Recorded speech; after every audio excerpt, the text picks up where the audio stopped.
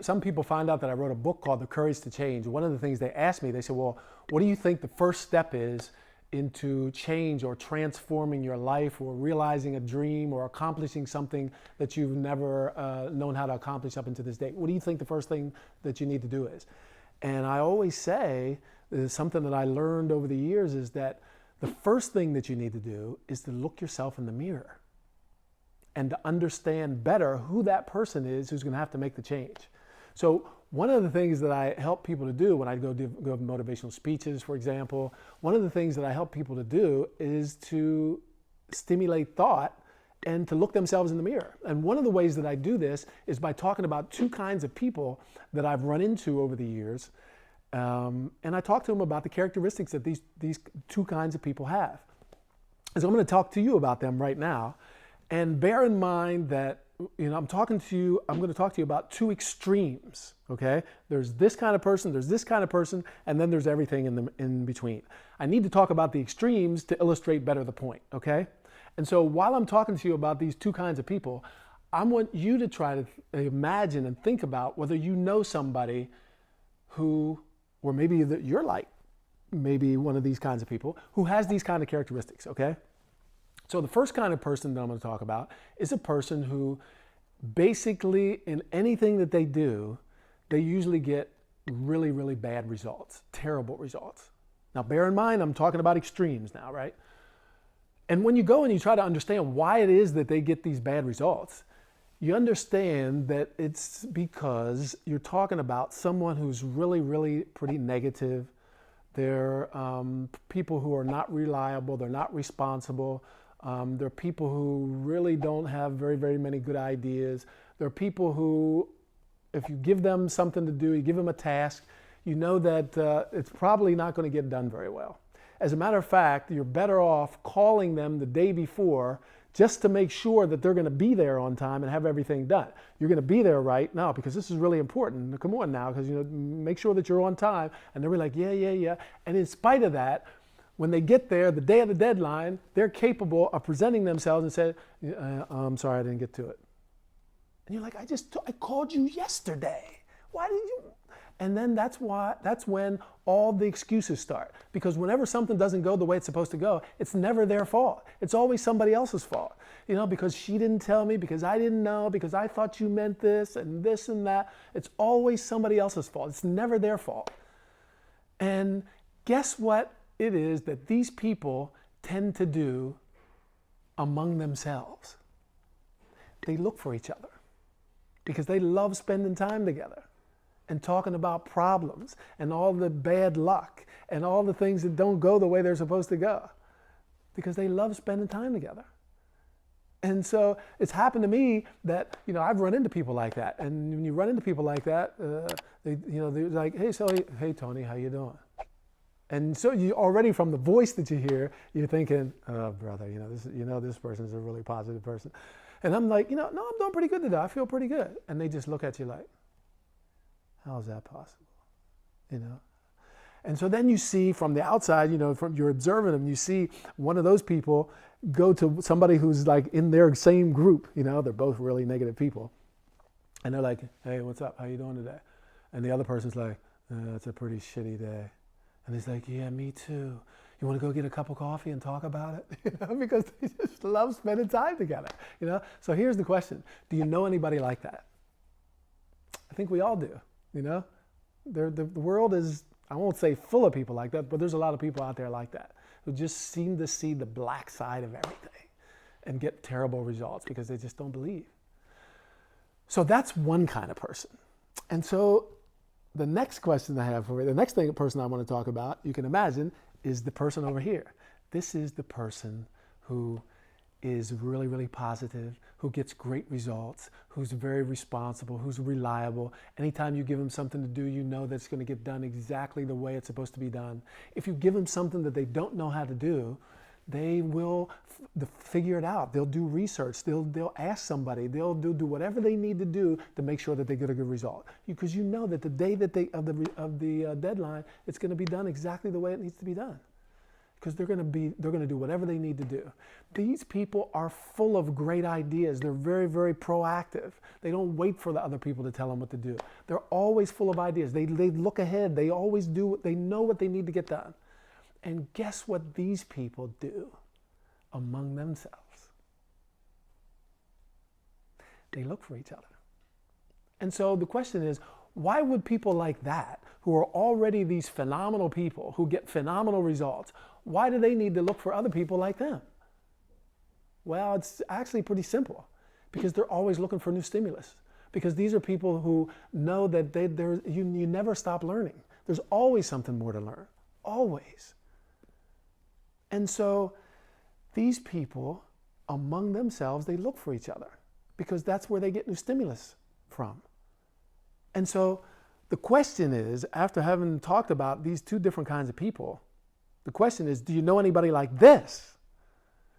And we also know a lot of people like this, but normally what I've found over the years is that in this world, there tend to be, at least the people that I've run into, and I run into a lot of people in seminars, in my speeches, and I meet a lot of people every year.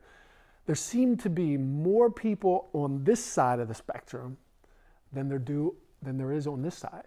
As a matter of fact, I was at a seminar once, and I heard the speaker say something that I actually went and looked up on the internet, and I found that there's some truth to this, and it might not be exactly the same percentages, but there's some truth to it. And the saying was this: 5% of the people in this world are the ones who govern the other 95%. Think about that. 5% of the people in the world govern the other 95%. And so the question is, which side do you want to be on? The other question is, on this spectrum, if you think about your job, where you want to be in life, your abilities, whatever it is, your ability as a father, as a mother, taking care of the people that you need to take care of, or whatever it is, where are you on the spectrum? Are you here? Are you here? Or are you someplace in the middle? So it's easy to say, well, I'm someplace in the middle. Yeah, but where? Are you in the middle here? Are you in the middle here? Are you in the middle here?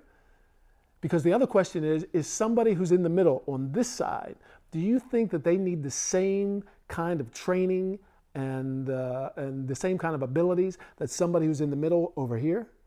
Probably not. And so that's why it's important, before you start doing anything, you need to start to understand where you are on the spectrum. And that's going to help you to start to understand what kinds of things you're going to need to get to where you want to get to. Okay?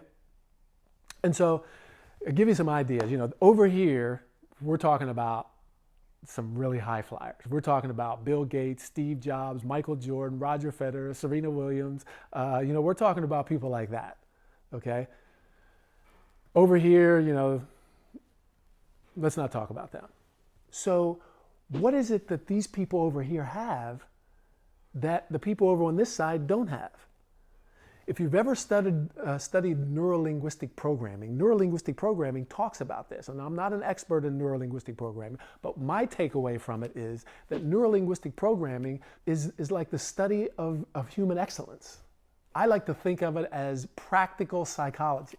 It's really, really good. If you've never picked up a book or gone to a course or a seminar that has to do with neurolinguistic programming, I believe that anybody who wants to achieve greater results in their life, in any field, or have better relationships, communicate better, should pick it up. Pick up a book on neurolinguistic programming. I would go directly to the source. There's a guy named Richard Bandler. Pick up a book by him and at least flip through it, read it. It could help you to achieve phenomenal results in your life, really. Anyway, if you think about it, because the difference is between these people over here and these people, and this is basically what neurolinguistic programming says, which is really where the name came from, is that these people over here have a tendency to think differently, they have a tendency to speak differently to themselves, linguistic, than these people over here. And so that's where the idea came from. So here's the question. Do you think that people on this side are able to achieve the same kinds of results that the people over here on this side do? Yes or no? I know I'm talking to a video right now, but I'm trying to give you some time to think. Well, like my mother said, if you don't have the raw materials, it's going to be difficult for you to do the things that these people are here. So my takeaway from neurolinguistic programming and from the experience that I have in my life over these last 30 years that I'm doing what I'm doing now, is that you might not have what it takes to be what these people over here have done or have accomplished.